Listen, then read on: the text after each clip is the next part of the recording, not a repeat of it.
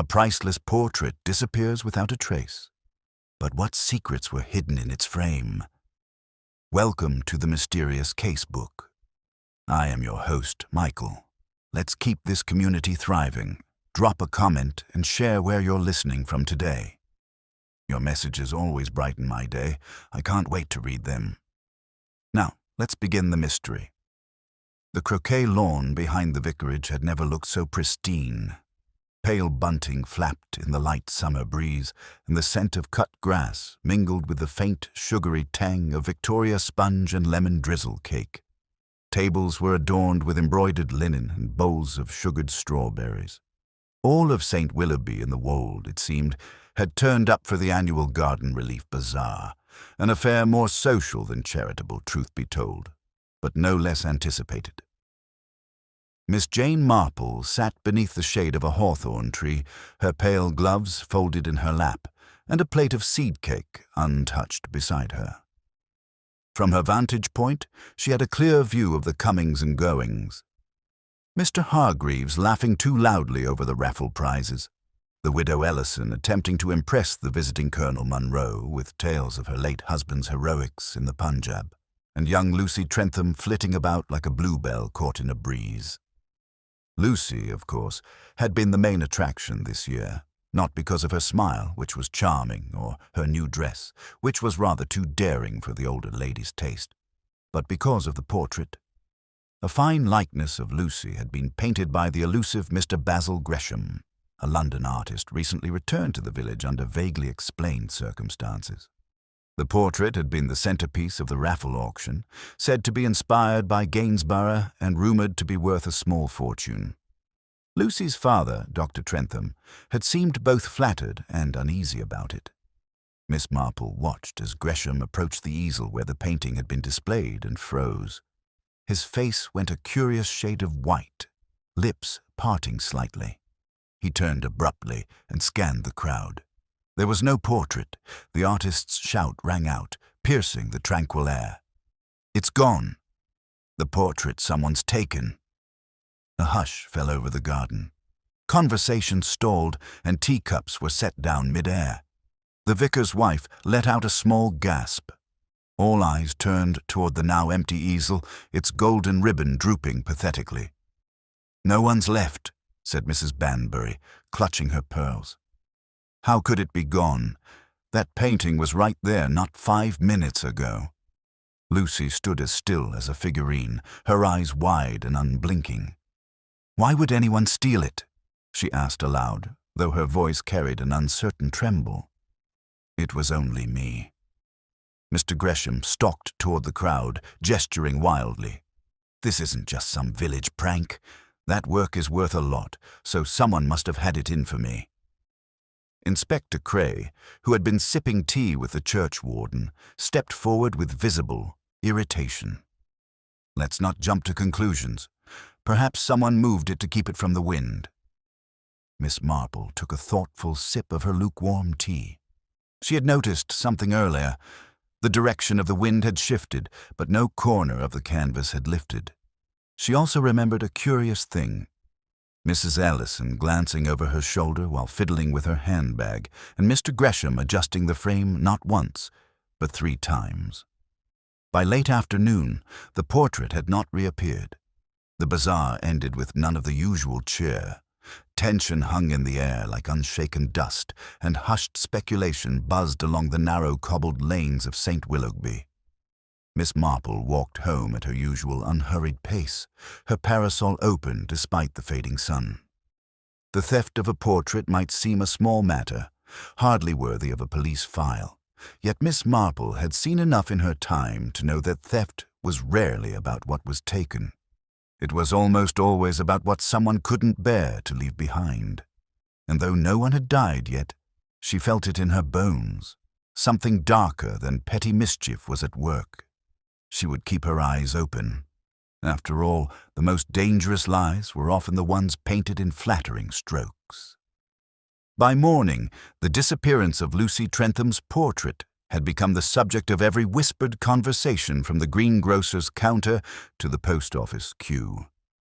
Nothing could be fetched from the baker's without hearing some new twist to the tale, and not a cup of tea could be poured in St. Willoughby in the Wold without speculation steeping alongside. Miss Hartley, who ran the post office and had a fondness for over-punctuated sentences in both writing and speech, had already declared it an inside job, most definitely someone who knew the schedule, the layout, and possibly even, I hate to say it, young Lucy herself. She whispered this last part with a theatrical grimace, though the only person within earshot was old Mr. Tills, who had gone quite deaf years ago and was now only pretending to listen while trying to calculate postage on a letter that needed no posting. At the village shop, Mrs. Weatherby, the grocer, offered a more romantic notion. Jealousy, she said with a decisive nod. Lucy always was a pretty one. There's bound to be someone nursing a broken heart, poor soul. Mark my words, love turns people foolish. She glanced meaningfully at her assistant, Mavis, who blushed and dropped a tin of condensed milk. Back in the vicarage garden, the canvas had been retrieved, or rather, the frame had, its back panel loosened and scratched, with no trace of the portrait it had once held. Mr. Gresham had stormed off in the late afternoon, declaring the entire village a backward burrow of thieves and curtain-twitchers. That had not helped his reputation, which already teetered on the edge of scandal, given the mystery surrounding his return from London and certain vague murmurs about unpaid debts and improper conduct. Lucy Trentham, meanwhile, had barely left her bedroom. Her father, Dr. Trentham, assured everyone she was merely embarrassed by the attention, though the circles under his eyes told of a deeper unease. He had declined his usual morning round at the surgery, and sat alone in his drawing-room for most of the day, absently fingering the brass edge of his stethoscope as if it could divine answers beyond the human body. Miss Marple, for her part, had spent the morning pottering in her garden, trimming the rose bushes with an air of practiced distraction. Her mind, however, was far from the soil. She was replaying the sequence of events at the garden party, tracing each movement, each glance, each curious pause that had gone unnoticed by the rest. She recalled how Mrs. Ellison had lingered near the easel while pretending to adjust her corsage.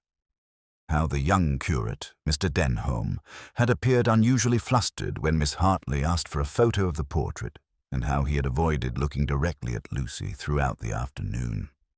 And there had been the curious absence of Mrs. Amelia Blunt, a wealthy widow known for her collecting habits, who had arrived late and departed early, complaining of light sensitivity.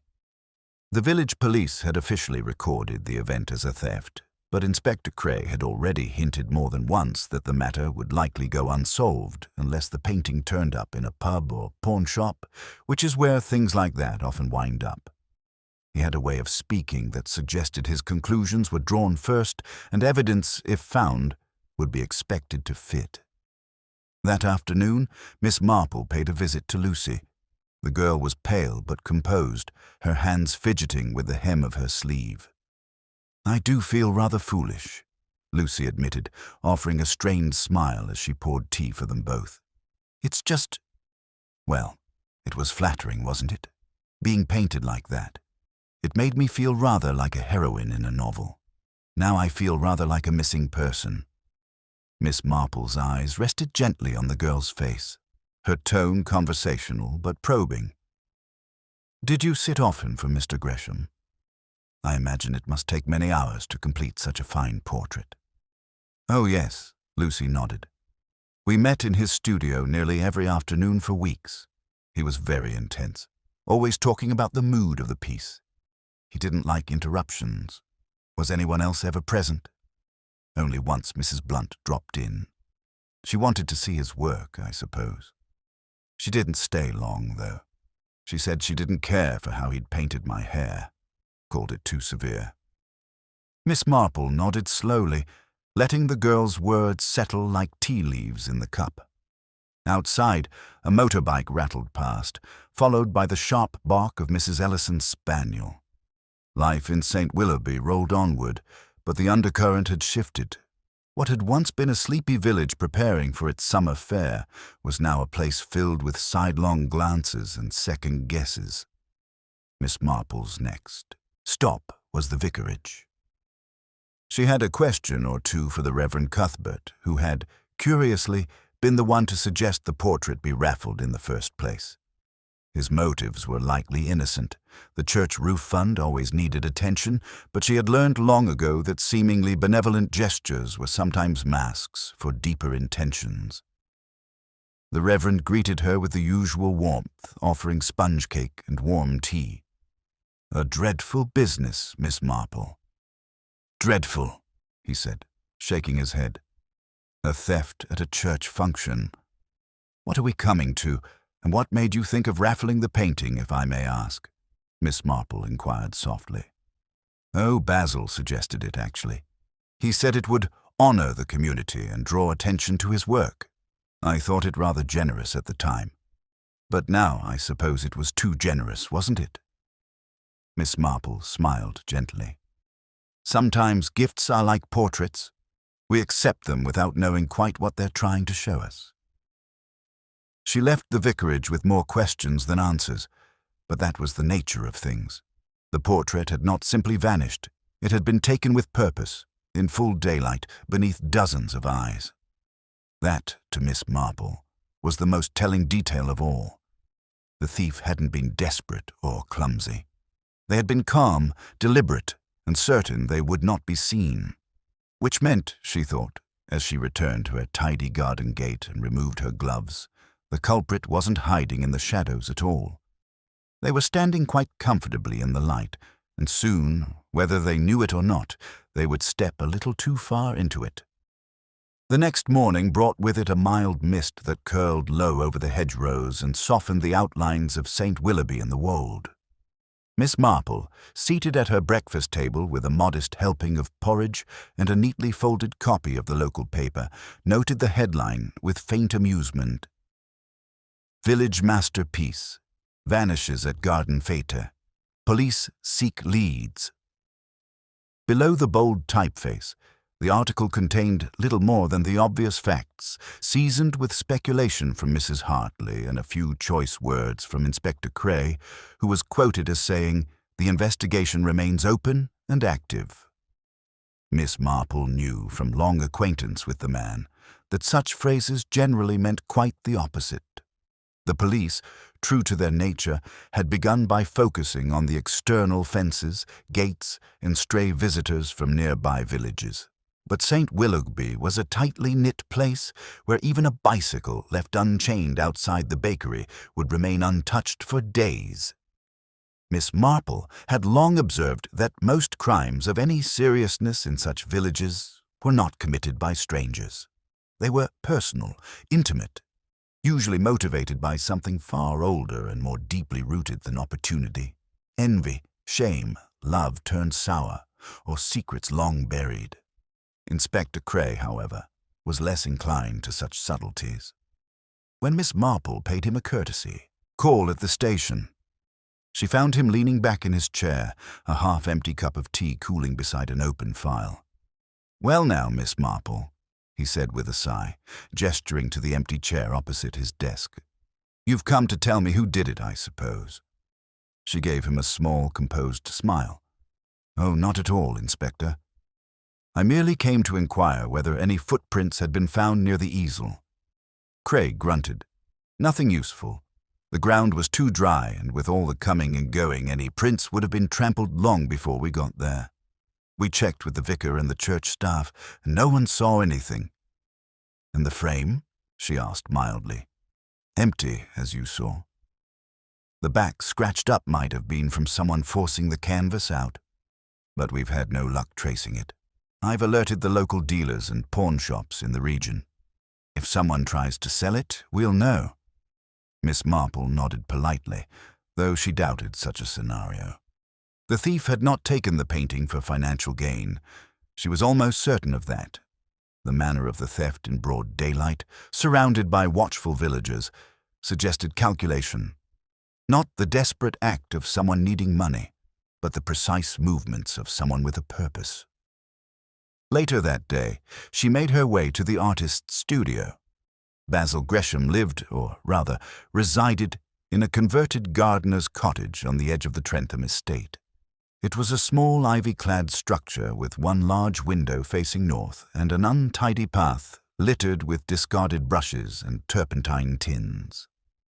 The door was ajar, and when Miss Marple tapped gently, a voice called out, "Come in if you must." She stepped inside to find Gresham seated in a high-backed wooden chair, cigarette dangling from his fingers, a smear of Prussian blue streaked across his cuff. The air was thick with the scent of oil paint and turpentine, and half-finished canvases leaned against every surface. He looked up, his eyes slightly bloodshot. "Ah, Miss Marple, here to take stock of my madness? I thought perhaps you might like a cup of tea," she said placidly, placing the thermos and 2 china cups she'd brought onto a side table. "And to talk, if you're so inclined." He blinked, caught off guard by her gentleness. "You're not like the others," he muttered. "They think I staged the whole thing, don't they? That I faked the theft to boost my name, as if I'd need to steal my own work." Miss Marple handed him a cup. "Do you feel you've been unfairly judged, Mr. Gresham?" "Always," he said bitterly. "Even in London. They said I had promise, but no stomach for compromise. I painted what I saw, not what they wanted. Here, at least, people were simpler." She sipped her tea. "And what did you see in Lucy?" He looked at her sharply, but she merely gazed back with calm blue eyes. "She reminded me of someone I once knew," he said after a pause.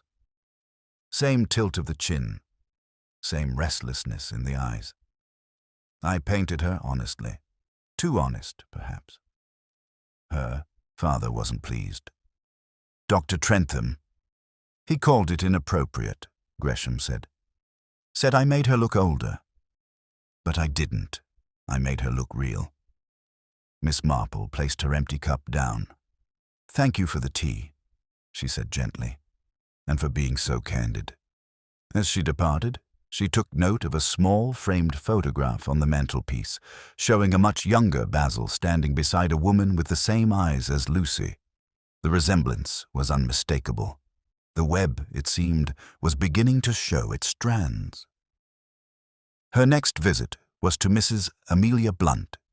The widow lived in a grand Georgian house overlooking the village green, filled with antiques and the faint smell of lavender polish. She was a tall woman with sharply defined features and an expression that suggested every conversation was a transaction. "Tea, Miss Marple?" she asked coolly, gesturing toward the drawing room. "No, thank you, dear. I won't take up your time. I simply wanted to ask if you left the fete rather early, I believe." Mrs. Blunt's smile did not reach her eyes. "Yes, I found the heat oppressive." "Quite so. But I recall you had some interest in Mr. Gresham's work." The smile tightened. "I find his style derivative." "And I told him so." Miss Marple inclined her head. "He mentioned you visited his studio once." Mrs. Blunt's lips thinned. "I did. Curiosity, nothing more. I have no use for portraits that reek of psychological indulgence." Miss Marple rose, smoothing her gloves. "Thank you, Mrs. Blunt. You've been most helpful." As she stepped out onto the gravel path, she let her gaze linger on the carriage house to the side of its door, slightly ajar. A shaft of light caught on something white within. Later that evening, back in her parlor, Miss Marple jotted notes in her diary. Gresham had painted Lucy not as a young girl, but as a woman becoming someone with burdens, secrets, or perhaps expectations she herself did not yet understand. Dr. Trentham's disapproval was interesting. So too was Mrs. Blunt's disdain, which had held more heat than she realized. But it was something else that caught Miss Marple's mind, something seemingly small. When Lucy had poured tea, her hands had trembled not with fear but with effort, as though she'd done something difficult, something that required physical strain. The portrait, after all, was not light, and Miss Marple had once observed during a rather scandalous business in Bournemouth that guilt often shows itself not in words, but in hands. The next few days in St. Willoughby and the Wold were thick with unease. People still smiled at one another in passing, but the smiles were taut, measured, and guarded. The village, for all its hedgerows and heritage, had the air of a drawing-room with the curtains pulled too tightly, a place where the light had turned just slightly wrong. And into this atmosphere of polite tension stepped suspicion, subtle like the first chill of autumn. It was Mrs. Weatherby, of course, who gave voice to what many were thinking. "Well," she declared loudly in the grocer's shop, "if you ask me, and no one ever does but they should, there's something odd about that curate, Mr. Denholm, I mean. He was at the fete the whole time, and you'll remember he's the one who dropped that punch bowl lid right when the portrait went missing. Clumsy, yes, but convenient too, don't you think?" Mavis, her assistant, nodded so vigorously her hairpin slipped. Rumors gathered speed like a bicycle on a steep lane. By midday, poor Mr. Denholm was being whispered about in the bakery, the post office, and even, rather tragically, outside the church hall where he had just finished arranging hymnals. He was a shy young man, barely past 30, with a kind face and ears that turned scarlet under pressure. His unexpected appointment to the parish had caused only mild murmuring when he arrived a year prior. Unmarried, modest background, little taste for village politics, but now every forgotten name and hesitant smile he'd ever offered was being re-examined through a darker lens. Miss Marple, meanwhile, watched the development with a still and private disquiet. She invited Mr. Denholm to tea. He arrived punctually, hat in hand, apologetic for no reason Miss Marple could discern. "I must say, Miss Marple," he began nervously as she poured the tea, "I hadn't expected your invitation, though I'm grateful for the break. Things have been tense." "Yes," she said, her tone as mild as ever. "People chatter when they have little else to occupy themselves. You mustn't let it bother you." He nodded, though he did not meet her eyes. "Mr. Denholm," she said, stirring her tea thoughtfully, "you were near the easel when the portrait disappeared. That's not in dispute. I wonder, did you notice anyone else loitering nearby?" He hesitated. "There was someone," he admitted. "I didn't mention it before because I wasn't certain. It was just a glimpse. I'd bent to pick up the lid I dropped, and as I stood up, I thought I saw Mrs. Ellison walking away quickly from the easel. But she's always fluttering about. I thought it might be nothing." Miss Marple gave a gentle smile. "Even fluttering, Mrs. Ellison has quite a knack for noticing things others miss. Perhaps she noticed something too. Should I say something to Inspector Cray?" he asked, brow furrowed. Miss Marple shook her head. "Let's allow him to follow his own path for now. Sometimes, you see, a mystery unravels not from the center, but from its edge." That afternoon, Miss Marple took a turn around the village and, by what would appear to be sheer coincidence, found herself on Church Lane at the precise moment Mrs. Ellison was returning from the milliner's. "Ah, Miss Marple," she exclaimed, clutching her shopping bag and beaming as if nothing remotely scandalous had occurred within the past 72 hours. "Such a frightful business, this whole painting nonsense. I do hope the inspector will sort it out soon." "I'm sure he's trying," Miss Marple replied warmly. Curious, though, how it all happened so quickly. One moment the painting was there, and the next it vanished. Mrs. Ellison sighed. "Quiet. Though I must say, I didn't think the portrait flattered poor Lucy one bit. Basil made her look like one of those tragic heroines in Victorian novels, all cheekbones and shadows." "Ah," Miss Marple said, watching her closely. "You did have a chance to see it up close, then?" Mrs. Ellison's smile flickered. "Only in passing. I was nearby when the whole commotion started, but of course I didn't actually see anyone take it. Honestly, who would be so bold?" Miss Marple inclined her head, Indeed, it does seem bold, doesn't it? When Mrs. Ellison had gone, Miss Marple made her way toward the village green, where a crowd had formed near the notice board. A new announcement had gone up about a charity lecture from Colonel Munro, scheduled for the following week. But the real talk was not about lectures or tickets. It was by Lucy Trentham. "She's hiding something," someone murmured. "Wouldn't be the first time a doctor's daughter got caught up in something," said another. When Miss Marple returned home, she found a note had been delivered while she was out. The envelope was plain, the handwriting small and tight. Inside, the message read, "She lied about the sittings." There were more. Much more. "Ask Mrs. Blunt." "A friend."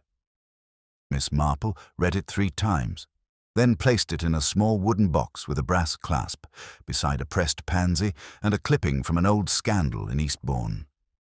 That evening, the village held its breath. At the Trentham household, the doctor paced by the fire while Lucy stared into the dark window glass, her reflection pale and uncertain.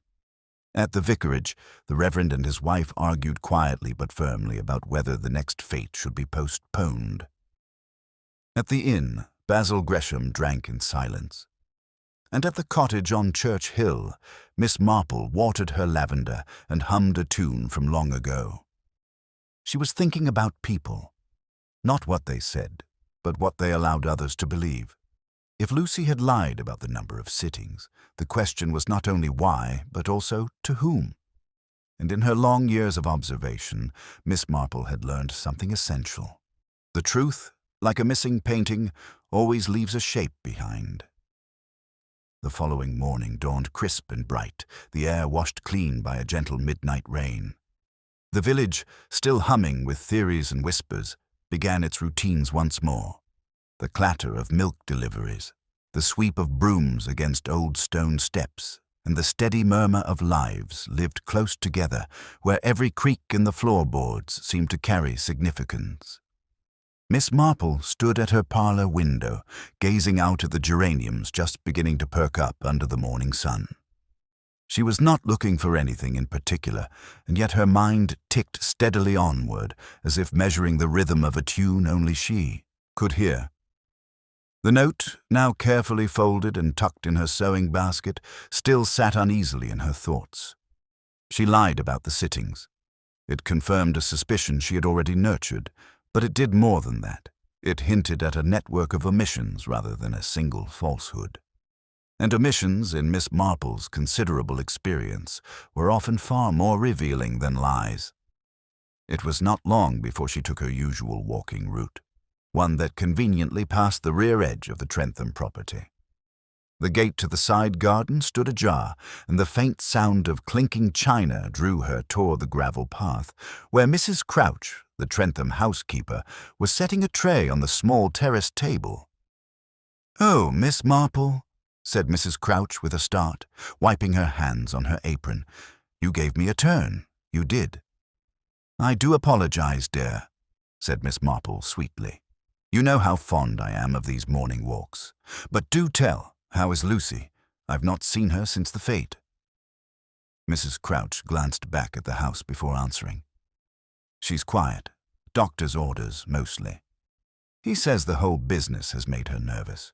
She keeps to her room or takes walks early in the morning. But I don't think it's just nerves. She's been different." "Different how?" Miss Marple asked, her tone light. Mrs. Crouch lowered her voice. "Well, she was always such a tidy girl, but lately there are books scattered all about, clothes not folded, and last week she snapped at me for coming in to draw the curtains. Snapped, mind you. That's not like her." Miss Marple made a sympathetic noise, her eyes drifting toward the drawing-room window. "Poor thing. I suppose we all have our moments when things feel too large to bear." "Too right," said Mrs. Crouch. "And then there's that box." Miss Marple blinked. "Box?" Mrs. Crouch nodded. "A wooden one. It was so big." She gestured with her hands. "I saw her carry it upstairs herself. Heavy, by the look of it. She didn't think I saw. It's not like her to hide things. Miss Marple's voice was gentle. Have you mentioned it to Dr. Trentham? A small shake of the head. No, ma'am, not my place. But I did wonder, if it had anything to do with that missing picture. Perhaps, Miss Marple murmured. Or perhaps with something much older than the portrait.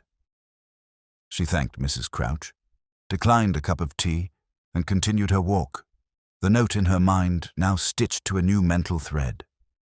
A box. A secret. A weight. That afternoon, she took tea at the library, where Miss Hartley had organized a second-hand book sale in aid of the War Widows' Fund. Miss Marple browsed with apparent idleness, thumbing through titles and making quiet conversation. It was in this setting that she encountered Mrs. Amelia Blunt again, this time inspecting a copy of Great Expectations with the same disdain one might apply to a mismatched vase. I never did care for Dickens, Mrs. Blunt said without preamble. So many didn't, Miss Marple replied, selecting a book with faded lettering, though he had a way of understanding the disappointed soul. Mrs. Blunt curled an eyebrow. A great many souls in this village seemed to be disappointing of late. You were acquainted with Lucy's mother, weren't you? Miss Marple asked, quite casually. Mrs. Blunt stiffened slightly. Margaret Trentham was a fine woman, much admired. Her death was quite sudden. Yes, Miss Marple said. A heart weakness, I believe. Lucy was quite young then. Mrs. Blunt's gaze sharpened. What are you implying? Nothing at all, Miss Marple smiled. Only that mothers often leave behind more than memories, sometimes in the form of expectations, and sometimes in the form of portraits. The older woman gave a faint laugh, brittle and short. You sound like you've been reading too many novels, Miss Marple. Miss Marple merely inclined her head. Or perhaps I've just lived through a few chapters more than most. She left shortly after, her bag slightly heavier with a borrowed copy of The Moonstone and her thoughts turning steadily. It was all coming together, the artist's strange intensity, the resemblance to a woman from his past, Lucy's weariness, the mysterious box, and now the whispered link to her late mother. But none of it meant anything without something tangible, something she could see. She found it the next morning, though not where she expected.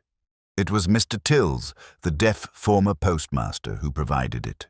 He was seated in his usual spot near the duck pond, feeding the geese with a handful of crumbs and muttering a melody to himself.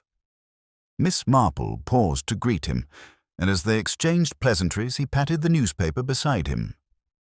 Saw something odd yesterday, he said suddenly, unprompted. Behind the chapel. Young Lucy, she had a ladder and a bundle of cloth. Didn't want to be seen. I thought it was strange. Miss Marple's breath stilled. Behind the chapel, he nodded, near the old tool shed, not used since the new gardener took over. She tucked something in, something long and flat, like a parcel.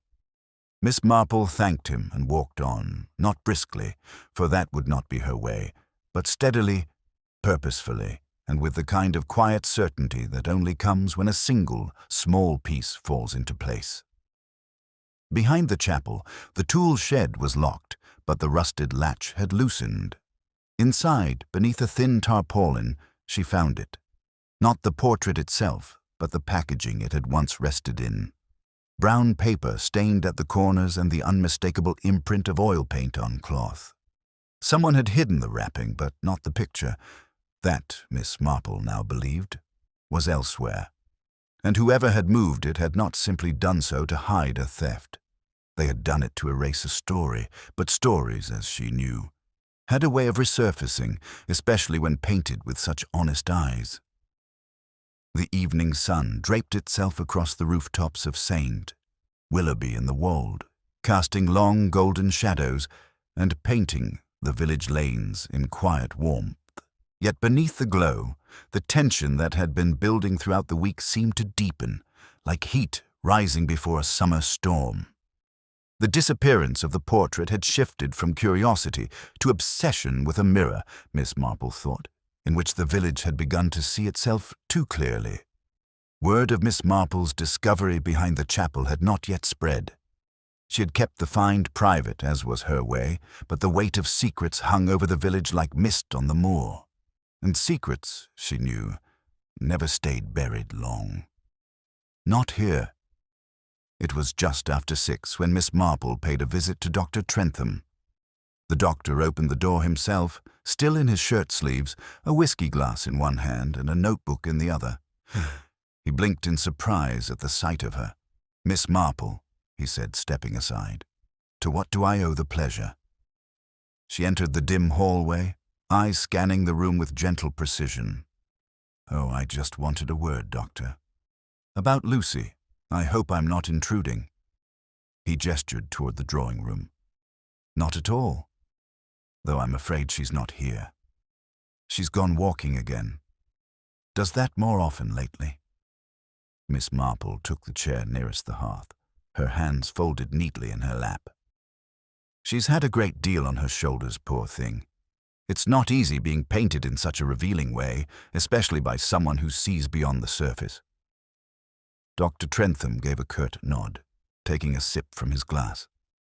"Yes, Basil Gresham has a habit of overstepping boundaries." "You didn't approve of the portrait?" Miss Marple asked mildly. He turned toward her, jaw tight. "Number I didn't. It wasn't flattering. It wasn't how I wanted Lucy to be remembered." "A father's love," Miss Marple murmured, "is a strange and powerful thing. Sometimes, I've observed, it seeks not only to protect, but to preserve a version of the child, frozen in time. Safe, untouched by danger or desire." His eyes narrowed. "What are you implying, Miss Marple?" "Only that people often try to shape others in their image, especially when the past holds discomfort." Dr. Trentham stood abruptly. "I don't like what you're suggesting. Margaret, Lucy's mother, was a good woman. She died young. That's all there is to say." Miss Marple looked at him, eyes soft but penetrating. "And yet you never let Lucy speak of her. Not truly. Not freely." The doctor's shoulders tensed, and for a moment it seemed he might raise his voice. But instead, he simply turned away and stared out the window. "She was delicate," he said at last. "Margaret. And sensitive. And the village talked. Even now they talk." Miss Marple rose and collected her gloves.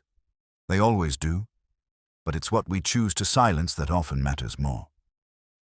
She left the doctor standing alone in the dim light. Back on the lane, twilight had begun to stretch across the village, and Miss Marple's steps took her next to the vicarage, where she found the Reverend Cuthbert deep in conversation with Colonel Munro. Both men fell silent at her approach. "Evening, Miss Marple," the colonel said, tugging at his waistcoat. "You've got the whole village buzzing with your little discoveries." Miss Marple smiled. "One does what one can, and sometimes what one finds leads only to more questions." The vicar, ever more diplomatic, added, "We're hoping the portrait turns up soon, Miss Marple. This has cast a shadow over our plans for the autumn harvest fair." "I dare say it has," she replied. "But sometimes a shadow is merely the shape of something long hidden coming into view." She turned to the colonel. "You served abroad, didn't you? India, I believe." "Indeed," the colonel said with some pride. 10 years in the Raj." "Why do you ask?" "Oh, I just find it fascinating how some landscapes, foreign or familiar, always hold a secret compartment or two." The colonel gave her a puzzled look, but Miss Marple had already shifted her gaze. She saw something in the vicar's expression, a flicker of guilt, perhaps, and tucked it away in the ever-growing tapestry of observations. Later that evening, Miss Marple sat quietly in her drawing-room, needlepoint in hand, and reflected on the day's encounters. A picture was beginning to form, though not yet the whole portrait. She thought again of the box Lucy had carried upstairs. the wrapping paper behind the chapel, and the altered manner in which the girl now moved through the village like someone carrying more than just grief. It was nearly dusk when there came a knock at her door. When she opened it, Lucy Trentham stood on the threshold. "May I come in?" the girl asked. Miss Marple stepped aside. "Of course, dear. I was just making some tea." Lucy looked pale, her fingers twisting at the hem of her coat. She took the offered chair and sat in silence until Miss Marple handed her a teacup. When she finally spoke, her voice trembled. "I didn't mean to lie. I just didn't know how to explain." "About the sittings?" Miss Marple prompted gently. Lucy nodded. "There were more than I told the police. 4 more, after the official ones had ended. Basil said the light in the morning was better. He wanted something different, something more real. He said he needed to see past the mask." "And did he?" Miss Marple asked softly. Lucy hesitated. "I think he saw too much. Things I didn't even know were in me. He painted it with all the doubts, the anger, and the questions. It didn't look like me, but it felt like me. And when I saw it, it frightened me." Miss Marple gave a kind nod. "And so you hid it?" Lucy's eyes widened. "I didn't take it. I swear. I wanted to. I even planned to. But when I went back after the party, it was already gone." Miss Marple studied her face, then nodded slowly. "I believe you, dear. I believe you didn't take it. But someone did. Not because they wanted to sell it. They wanted to silence it." Lucy shivered, and Miss Marple placed a gentle hand over hers. "You must be brave now, because I fear the past is knocking louder than ever. And some doors, once opened, cannot be shut again." Outside, the first stars pricked the indigo sky, and in the hush between breaths, Miss Marple knew the crime was not merely about a stolen painting. It was about what the painting dared to show. The morning after Lucy's late-night visit arrived heavy with clouds and a restless breeze that tugged at the rose petals in Miss Marple's garden. It was the kind of weather that unsettled a village, a promise of rain, a shift in mood, a signal that something, somewhere, was about to give. Miss Marple sat at her breakfast table, the teapot gently steaming, her fingers resting lightly on the edge of her plate. Her thoughts lingered on Lucy's confession, those hidden sittings, the raw honesty captured in oil paint, and the unspoken fear that had taken root in the girl's heart. Someone had removed that painting not to possess it, but to erase its truth. The question was, whose truth? Her musings were interrupted by a brisk knock at the front door. It was Mrs. Weatherby, her expression taut and eyes gleaming with the unmistakable energy of fresh gossip. "Have you heard of it?" she asked, stepping inside uninvited. "Basil Gresham's studio was broken into last night, smashed window and all. Constable Gray says it must have happened after midnight." Miss Marple gestured toward the tea tray. "Do sit down, dear. You must tell me everything." Mrs. Weatherby seated herself quickly, adjusting her scarf with exaggerated composure. "Well, it was young Mavis who saw it first. She passed that way on her way to work, of course. The front window was cracked, and the door was slightly ajar. Not kicked in, mind you. More as if someone slipped something between the latch and pried it." "And what was taken?" Miss Marple asked, already sensing the answer. "They're still checking, but Basil said a canvas was missing, an unfinished one. Though between you and me, half the village suspects he staged the whole thing." Miss Marple frowned slightly. "I've spoken with Mr. Gresham. He may be troubled, but I don't believe he's a man who would harm his own work. He cares for his paintings more than for people." Mrs. Weatherby sniffed. "Some would say that's just the type to draw attention to himself." Miss Marple stirred her tea thoughtfully. "It seems rather curious, don't you think? The portrait goes missing, and now another painting vanishes in the night, just days apart. Well, I say it's all connected. It's the same person, surely." Miss Marple's blue eyes twinkled faintly. "Perhaps. Or perhaps the second theft is a message, not a crime. Mrs. Weatherby blinked. A message? Miss Marple didn't answer directly.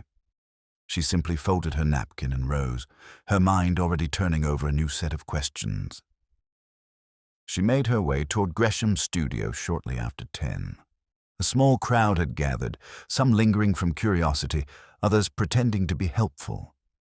The constable was taking notes near the door while Gresham stood beside the broken window, arms folded tightly, his jaw clenched. Miss Marple approached him with a calm nod. "Mr. Gresham, I heard about the break-in. I'm very sorry." He glanced at her, eyes hollow. "They took the unfinished portrait, the one I was working on before Lucy's. It wasn't valuable. Not really. But it meant something. Was it of someone in the village?" she asked gently. Gresham hesitated. "Number, not exactly. It was a study of someone from memory. My mother." Miss Marple tilted her head. "How curious. And someone knew of it." He sighed. "Hard to say. I don't lock this place as tightly as I should. Perhaps someone saw it through the window. And you're certain nothing else was disturbed?" "Nothing. Everything else is exactly as I left it. Only that one painting's gone." Miss Marple nodded slowly. A break-in that targeted only a half-finished canvas. Not stolen for its beauty, not destroyed in rage, but removed with intent. She walked around the perimeter of the studio, glancing down at the earth near the side hedgerow. Just along the path, she spotted a heel print, faint but deep, and beside it, something smaller. A sliver of green fabric caught on a thorn. She pocketed it discreetly and continued walking. By the time she reached the post office, the talk had already shifted to the break-in. Miss Hartley, in her usual flutter of punctuation, declared it an absolutely intolerable crime upon crime right under our noses. Miss Marple quietly posted a letter, then turned to Miss Hartley. "Didn't you say you'd seen Mrs. Blunt in the studio some weeks ago?" "Oh, yes." Miss Hartley nodded. "She visited just after the first announcement about the raffle. I thought she was just being nosy, but now I wonder." "Yes," Miss Marple said softly. "Now we all wonder." She visited Mrs. Blunt's estate that afternoon, arriving under the guise of returning a borrowed book. Mrs. Blunt received her with cool politeness. "I trust you're not here with more questions about that ridiculous painting?" "Only one," Miss Marple replied calmly. "Do you recall what Basil Gresham was working on when you visited his studio that day?" Mrs. Blunt's hand stilled on her teacup. "Number something abstract, I think." "Strange," Miss Marple said. "He mentioned you commented on a portrait that bore a resemblance to Lucy, or perhaps to someone else entirely." Mrs. Blunt's lips thinned. "What are you implying, Miss Marple?" "That portraits often reveal what we try to hide," Miss Marple said, "and when two disappear in succession, it's rarely a coincidence." Mrs. Blunt stood abruptly. "I don't appreciate being cross-examined." Miss Marple rose too, serene as ever. "Of course not, but you see, someone is working very hard to hide a past that doesn't wish to stay buried." Outside, the wind had picked up, and a low rumble of thunder echoed faintly in the distance.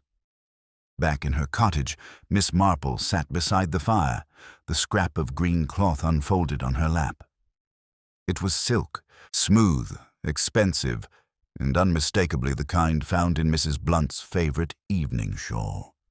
She placed it beside the anonymous note in her sewing box and allowed herself a rare, quiet sigh. Someone had removed the portrait of Lucy. Someone else had taken the unfinished study of Basil's mother. And both paintings, Miss Marple now suspected, had more in common than brushstrokes.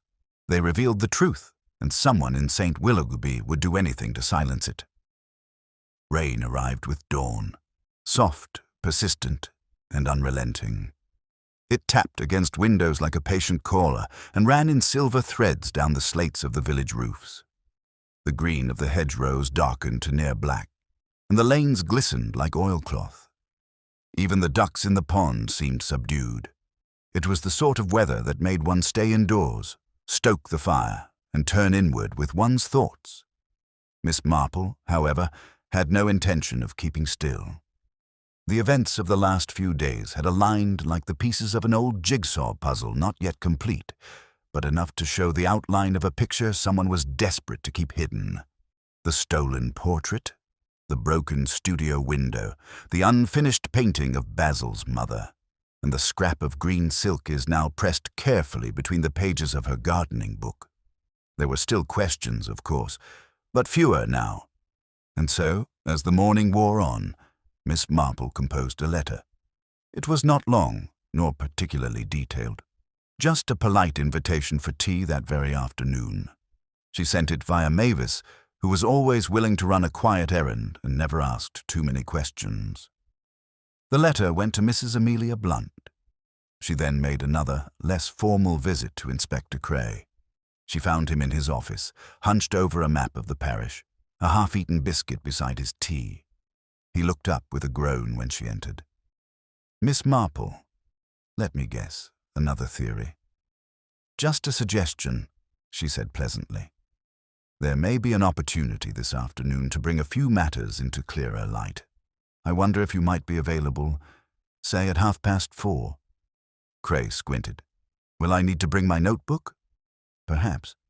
But more importantly, you might bring your patience." She left before he could argue. Back at her cottage, she made preparations. Tea was laid out. Simple but proper lemon cake, cucumber sandwiches, and her best china, the one with the faint blue cornflowers around the rim. Everything was chosen for its quiet domesticity, its disarming familiarity, because Miss Marple knew something else about human nature. People revealed themselves most when they believed they were in control. At precisely 4:00, Mrs. Blunt arrived. She was dressed impeccably, as always, in a tailored grey coat, gloves of soft suede, and a brooch shaped like a swallow at her lapel.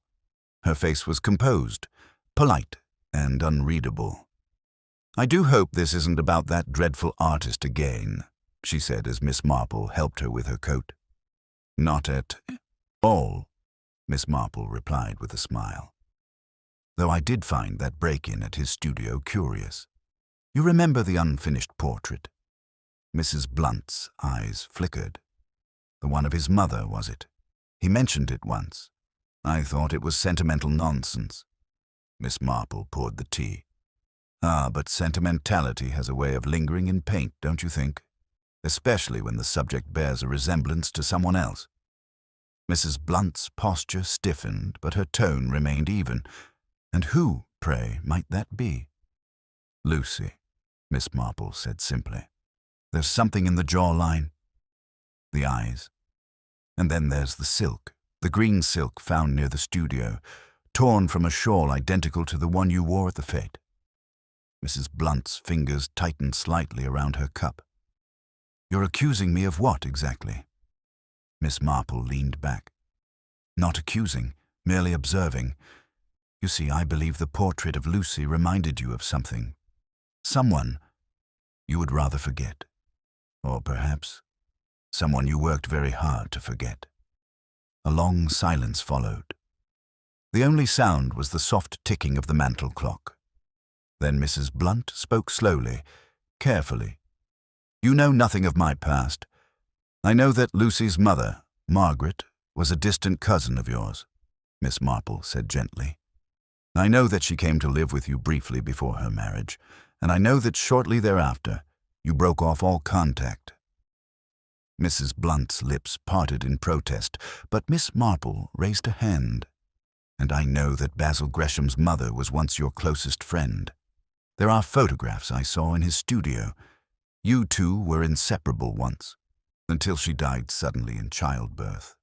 And the child was raised by a distant uncle, or so the story went. But stories, like portraits, often hide the most when they seem simplest." Mrs. Blunt stood. "This is outrageous." "If you think I think you were trying to protect someone," Miss Marple said softly, Yourself. Your reputation. And Lucy. Because when you saw that portrait, when you saw what Basil had painted, not just Lucy's face but also her mother's, you knew the truth might come out. I didn't take it, Mrs. Blunt said, but her voice lacked force now. I didn't touch it. No, Miss Marple said, but you sent someone who could, someone who owed you a favor, someone who could slip in and out unseen. She rose and crossed to the bureau, opened a drawer, and removed the anonymous note and the cloth. I believe this note was written by someone who wanted the truth to come out, but was afraid to say it plainly. Someone caught between loyalty and guilt. A knock interrupted them. Miss Marple opened the door to admit Inspector Cray. He stepped in, removing his cap, glancing between the two women. "You said there'd be something worth hearing?" he asked. Miss Marple nodded. "Perhaps you'd care to sit down, Inspector?" The room held its breath. Mrs. Blunt slowly lowered herself back into her seat. Her eyes were tired now, not angry, not even resigned. Just tired. "I didn't want her to suffer," she said finally. "Not Lucy, not again. Margaret made so many mistakes, married so quickly, and then died before she could explain anything. I thought I could bury it all, and I would have until Basil painted her into that canvas." As if he knew. Miss Marple's voice was almost a whisper. Because he did know. That's why he came back. He suspected Margaret was his half-sister, and when he saw Lucy, Mrs. Blunt covered her mouth. Miss Marple turned to Cray. "I don't believe this is a matter for criminal charges, Inspector. The painting wasn't sold, it wasn't destroyed, only hidden. And perhaps it is time it was seen again, not because it proves anything legal, but because it tells a truth long denied." Inspector Cray exhaled slowly. "I suppose," he said, "that's one way to close a case." But Miss Marple knew it wasn't quite closed. Not yet, because there was one more place the painting could be, and one more person is still hiding something. The rain had eased by the time Miss Marple left her cottage that evening, but the clouds still hung low, casting the village in hues of pewter and ash. A hush lingered, not from the weather, but from the weight of what had been spoken earlier that afternoon. Confession, after all, was rarely neat. And though Mrs. Blunt had admitted too much, the story remained incomplete, a portrait with shadows, but no frame. Miss Marple's destination was not the chapel or the vicarage this time, nor the studio or police station, but the Trentham house, a place that, throughout this affair, had felt curiously removed, as if held apart by design. Dr. Trentham answered her knock. He looked older than he had days before. The lines around his mouth had deepened, and the stiffness in his shoulders betrayed a man who had run out of ways to hold the world at bay. "Miss Marple," he said with forced civility, "I assume this isn't a social call." "No," she replied gently, "but it needn't be unpleasant. May I come in?" He stepped aside, gesturing her into the drawing-room. The fire had been lit, but was left untended, its coals glowing dully beneath a scattering of ash. On the table lay a medical journal, unopened. A decanter of brandy sat untouched beside it. "You've spoken to Amelia, I suppose?" he said, standing behind his armchair like a man guarding a fortress. "I have," Miss Marple replied. "She told me about Margaret, about the past, but she didn't tell me everything. I doubt there's anything else to tell," he said curtly. Miss Marple removed her gloves and folded them carefully. "Dr. Trentham, I've always believed that when a crime seems too neatly explained, it often means a crucial thread has been tucked out of sight. You see, I don't think Mrs. Blunt had the portrait. Not Lucy." He said nothing. "In fact," she continued, "I think it never left this house." He looked sharply at her, eyes narrowing. "Are you accusing me of theft now?" "I'm suggesting," she said gently, "that you found the portrait disturbing not because of what it revealed about Lucy, but because of what it revealed about yourself, about your role in shaping her life, her choices, and in silencing her mother's voice. He turned away, as though the air itself had grown too heavy. "I saw the painting before the fete," he said at last. "I went to Basil's studio, unannounced. He showed it to me with that smug, self-satisfied look of his, and there it was, Margaret, staring back at me through Lucy's eyes. Not as I remembered her, but as she really was. Unafraid, sad, strong. He had painted her soul onto Lucy's face." His voice dropped to a near whisper. I couldn't bear it. Miss Marple waited. "I took it during the commotion," he confessed. "When the raffle began, I pretended to receive a phone call and slipped behind the marquee. I knew no one would question me. I'm the village doctor. I wrapped it, carried it through the trees behind the grounds, and brought it home." "And hid it," Miss Marple prompted. "Where?" he sighed. "In the attic, behind the old nursery trunks. I meant to destroy it. Truly. But I couldn't. Each time I went to burn it, I felt Margaret watching me." Miss Marple rose. "May I see it?" For a moment she thought he might refuse, but something in his posture sagged from the burden too long carried. Wordlessly, he led her up the narrow staircase, past Lucy's room, and into the attic at the end of the corridor. It smelled of dust and memory. He pulled aside 2 trunks and opened a large wooden cabinet. Inside, wrapped in muslin and bound with a thin cord, lay the painting. He set it against the wall and peeled the cloth back. Miss Marple stepped forward. There was Lucy, or rather, not Lucy, but something more complex. The painting captured a young woman's fragility, yes, but also her inheritance. The sadness in her mother's eyes, the quiet defiance in her posture, and the unmistakable impression that this was a person poised at the edge of truth. Behind her, in faint outline, was another figure, Margaret, not idealized or softened, but present in every stroke. "It's beautiful," Miss Marple said softly, "and honest." Dr. Trentham said nothing. She turned to him. "Lucy deserves to see it. Not for what it says about you or even Margaret, but for what it says about her." He nodded, slowly. "I know." They descended in silence. At the front door, she paused. "One last thing," she said. "The second painting is the one taken from Basil's studio. I believe that was your doing too." His eyes widened. "No," he said. "I thought about it, but I didn't. I couldn't risk being seen again." Miss Marple's brow creased faintly. "Then someone else did." She left him at the door, stepping out into the wet air with thoughts swirling faster than the wind. If Dr. Trentham hadn't taken the second painting, the study of Basil's mother, then who had? And why? The answer, she realized, lay not in the stolen art, but in the connection between the women.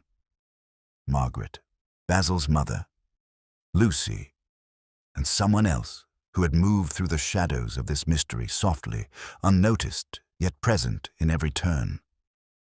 That night, Miss Marple did not sleep. She sat by her fire, writing letters and reviewing every detail from the beginning. The fete, the wrapping paper, the footprints, the note. It was the note that caught her attention again, the handwriting, careful and small. She rose, pulled a drawer from her bureau, and retrieved an old envelope from weeks ago, a thank-you card from Mr. Denholm, the young curate. She compared the script. Identical. The next morning, she found Mr. Denholm in the church vestry, arranging hymnals with shaking hands. "You knew, didn't you?"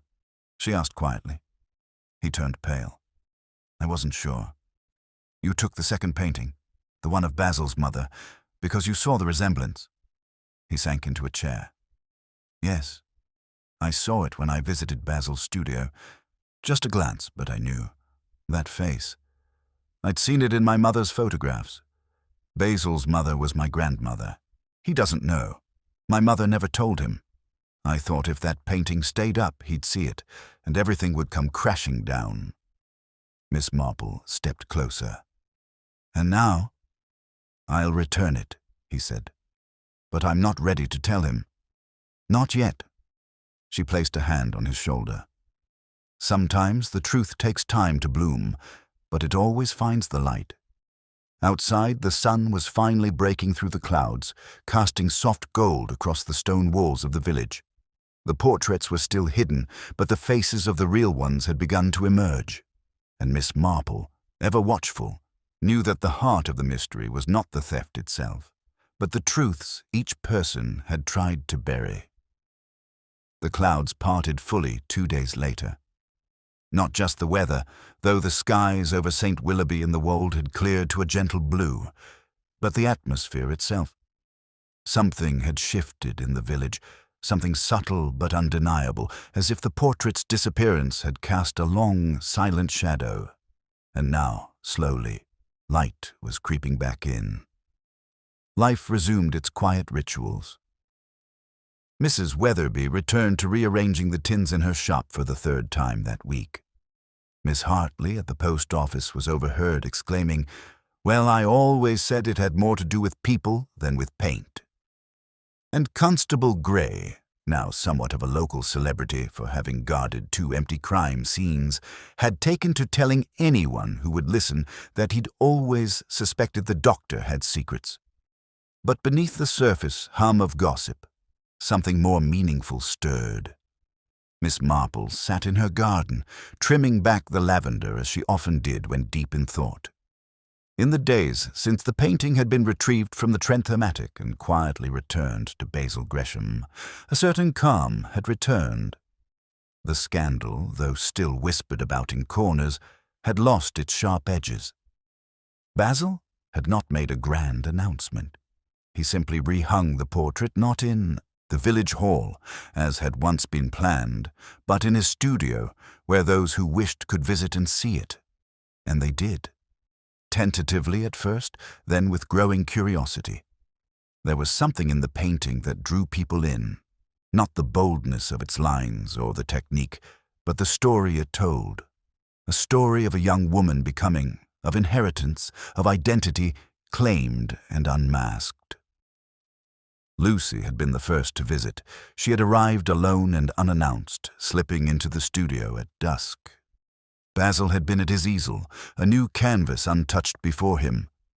"I came to see her," Lucy said softly. He nodded and stepped aside. She stood before the painting for a long while. When she finally spoke, her voice was low. "It's her. It's me. Both." Basil didn't respond. He didn't need to. Miss Marple had heard of the visit from Basil himself the next morning. He'd come to her cottage carrying a small tin of Darjeeling tea as thanks. "I don't know how you saw what none of us could," he'd said, sitting across from her on the garden bench. "Oh, I don't know that I did anything remarkable," she replied modestly, though her eyes twinkled. "I've always said human nature, dear Mr. Gresham, is the same whether in a cottage or a canvas." Basil had smiled at that with a real smile, not the tired, defensive kind he so often wore. "She said she wanted to paint," he told her then. "Lucy, I mean. She says she's not sure if she's any good, but she wants to try." Miss Marple folded her hands over her lap. "Well, I do think that's rather lovely. Some stories, you see, are better continued than buried. And what of the others?" Mrs. Blunt had not been seen much since her quiet confession in Miss Marple's parlour. She had retreated to her estate, only occasionally glimpsed through the upper windows, walking slowly from room to room. But her absence did not carry scandal now, only silence. A sort of reckoning, perhaps. Miss Marple suspected that, in time, she would re-emerge, changed in small, significant ways. Dr. Trentham had resumed his duties with quiet efficiency. He was still polite, still reserved, but now when he spoke of Lucy, there was a softness in his voice, as though the barriers he'd built for years had begun to crumble. Miss Marple had seen him standing outside the studio one morning, looking in but not going closer. That, she thought, was its own kind of courage. And Mr. Denholm, the young curate, he too had changed. The day after his conversation with Miss Marple, he had returned the stolen canvas, the unfinished portrait of Basil's mother, slipping it back through the broken studio window before dawn. Basil never asked how it reappeared. Perhaps he already knew. Miss Marple received a letter the following week, penned in the same careful hand as the anonymous note. It read only, "Thank you. Some truths are quieter when shared, not shouted. I will speak when I am ready." It was unsigned, but she smiled all the same. By week's end, the vicar had announced that the Harvest Fete would proceed as planned with the addition of a modest art exhibition hosted in the church hall. Basil would present a new piece, and Lucy, shy but encouraged, had agreed to show one of her own. A small watercolor, perhaps, of the lavender field behind Miss Marple's cottage. There were no arrests, no formal charges. The police had little appetite for pursuing what now seemed more an emotional unburdening than a criminal scheme.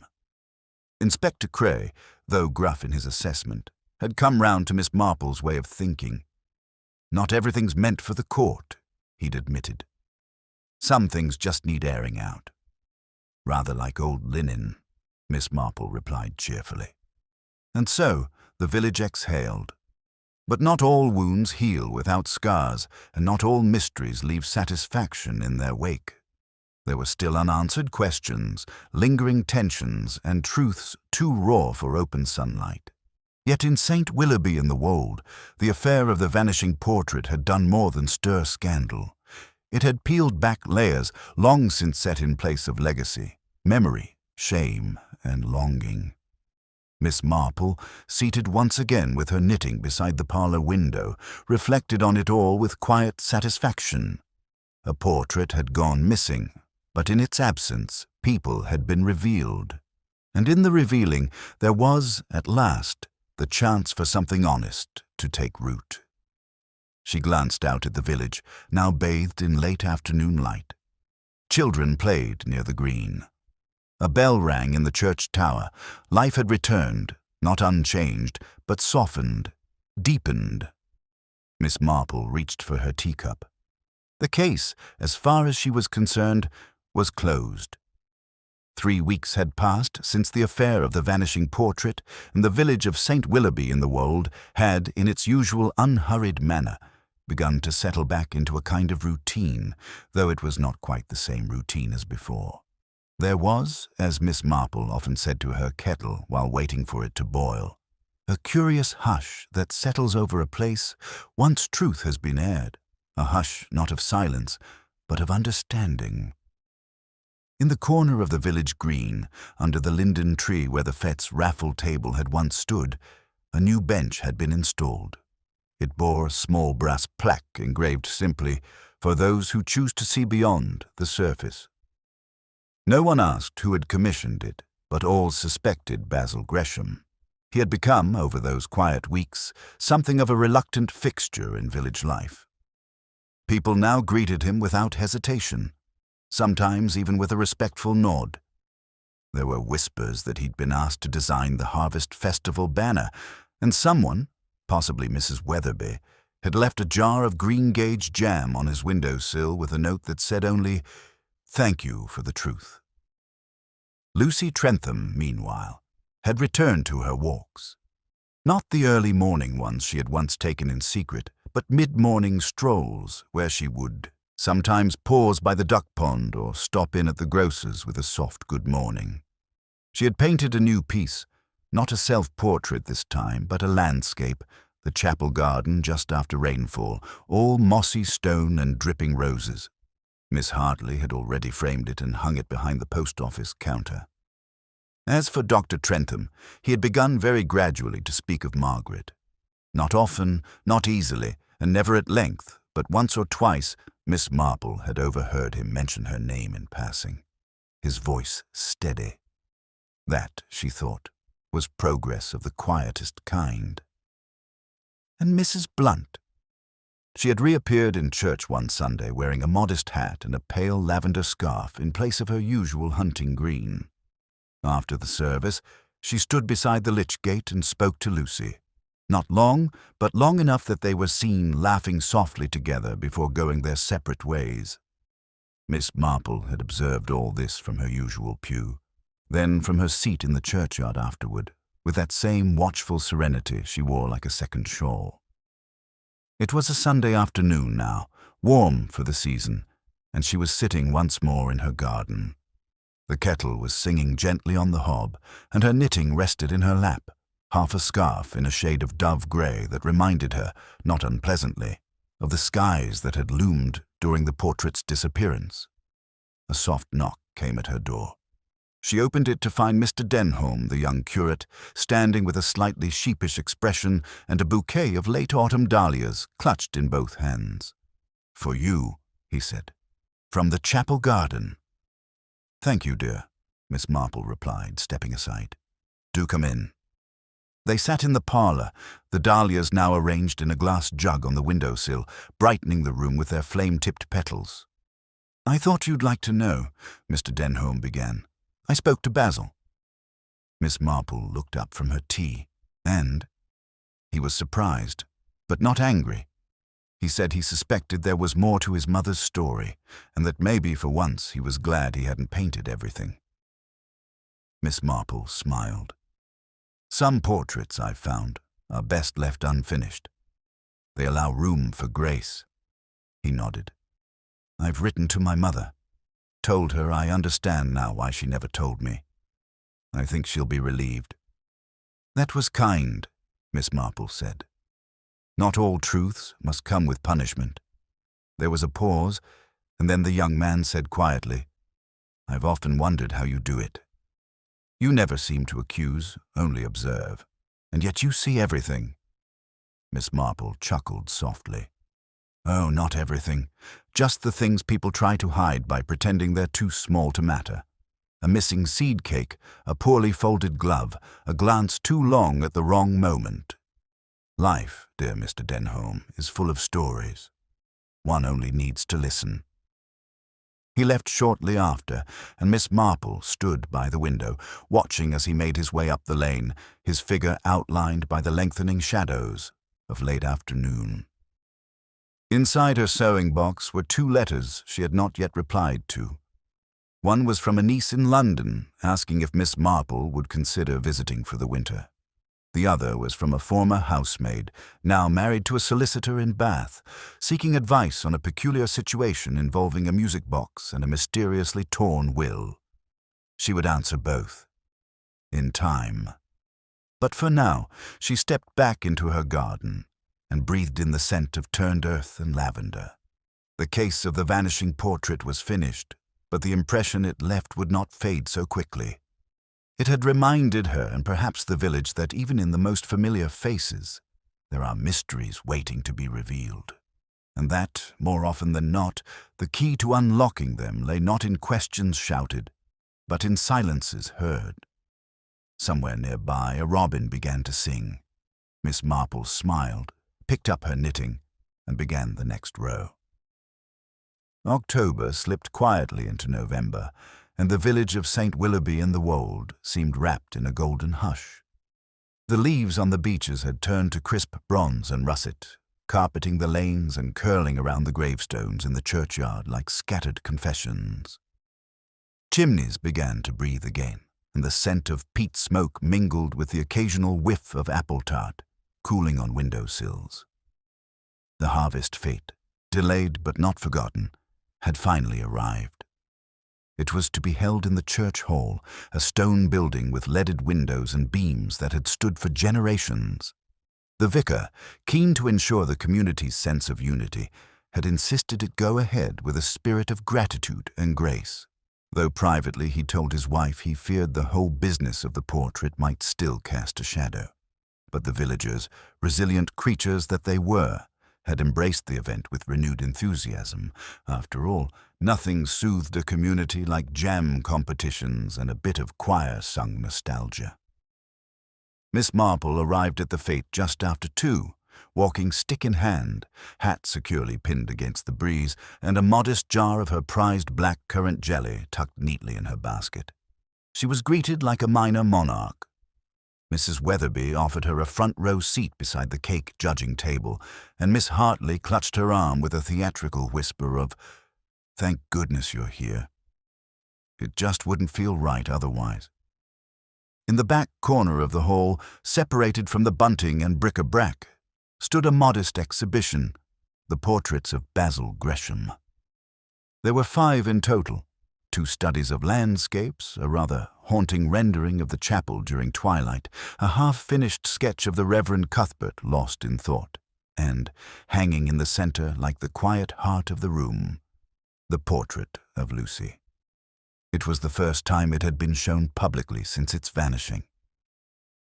Miss Marple walked over slowly, joining the small group already gathered before it. Children whispered, elderly men removed their hats, and somewhere behind her, someone softly said, "She looks different now." And she did. The portrait had not changed, but they had. What once seemed unsettling now felt truthful. The blend of youthful uncertainty and ancestral weight in Lucy's expression no longer shocked. It resonated. This was not just a painting of a girl. It was a story of lineage, of lost voices, of things unspoken and unburied. It was, Miss Marple thought, what good art ought to be, a mirror with memory. Beside the frame, someone had discreetly placed a small card. It read, "Lucy, painted by Basil Gresham. Returned with care." Miss Marple found Lucy near the tea urn, helping Mavis stack saucers. She looked well, her eyes clear, her movements unhurried. She no longer carried the air of someone anticipating disapproval. "You came," Lucy said with a warm smile. "Of course," said Miss Marple. "One mustn't miss a fate, not when it promises victorious sponge and resolution." They shared a quiet laugh. "Have you seen it?" Lucy asked. "I have. Does it still look the same?" Miss Marple tilted her head. "The lines are unchanged, but sometimes the way we look at a thing is what transforms it." Lucy nodded, then hesitated. "I'm going to study in Bath next year. Art history, maybe, or illustration. I haven't quite decided." "I think," said Miss Marple gently, "that whichever path you choose, you will walk it with your eyes open, and that is the most important thing." Across the hall, Basil Gresham was standing alone beside the raffle table, his arms crossed awkwardly. He looked as though he was considering fleeing through the side door. Miss Marple gave Lucy's hand a brief squeeze and made her way over to him. "Mr. Gresham," she said. He turned, startled. "Miss Marple, I wanted to thank you for the portrait and for choosing not to explain it away." He gave a faint smile. "I've learned something about this village. It doesn't need explanations. Just the truth." She nodded. "And sometimes a little patience." There was a silence between them, companionable, not strained. "Do you know what the strangest part is?" he said suddenly. "Since all this happened, I've been painting differently. Less afraid. I used to think I had to prove something in every stroke. Now I just try to see what's there." "Ah," said Miss Marple, the artist's version of growing older. Seeing with clarity rather than insistence. He chuckled quietly. "And what about you, Miss Marple? Any more mysteries on your horizon?" "Oh, I imagine something will come along," she said. "They always do if one listens closely enough. People are forever trying to pretend they're simpler than they are." As the afternoon sun slanted in through the windows and caught the dust motes dancing like soft memories in the air, the fete began to settle into the lull before evening. Children dozed on their mothers' laps, and the choir began its final song, an old harvest hymn, rich with the scent of autumn and the echo of old truths. Miss Marple sat quietly in the corner, hands folded over her purse, and listened. Not to the words exactly, but to the way the voices wove together different notes, different ages, and different regrets, all rising in gentle harmony. She looked once more at the portrait. In the flickering light, Lucy's expression seemed almost to shift. Not quite a smile, but something close. A kind of understanding, as if she too was watching. And for a moment, Miss Marple allowed herself the smallest indulgence to believe that the past was not only forgiven, but also understood. Those secrets, once acknowledged, lost their sharpness. That the truth, when finally spoken aloud, could rest like soft petals on the surface of a still pond. She rose at last, made her way to the doorway, and stepped out into the evening. The wind had picked up again, rustling the hedgerows and sending the scent of cinnamon and soil into the air. A child laughed in the distance. Someone struck a match. And St. Willoughby in the Wold, a village of secrets, of kindness, of quiet reckonings, went on as all good villages do.